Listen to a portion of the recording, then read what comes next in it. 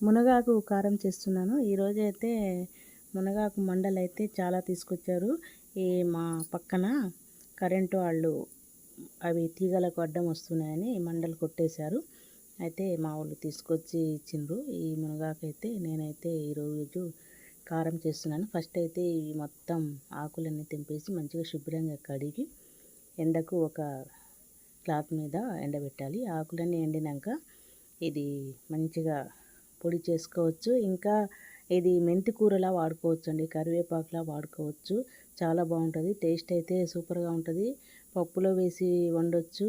ఇంకా చాలా వరకు ఆనియన్ కట్ చేసి వండుతారు. ఈ కారపొడి చేస్తారు. ఇది ఆలుగడ్డ మెంతి కూరలాగా ఈ మునగాకు వేసి చేస్తేనైతే చాలా బాగుంటుంది. ఇది చాలా బాగుంటుంది. హెల్త్కి కూడా చాలా మంచిది. మునగాకు దొరికితే మాత్రం ఇవి తీసుకొచ్చి మంచిగా ఎండబెట్టి పెట్టుకోవచ్చు.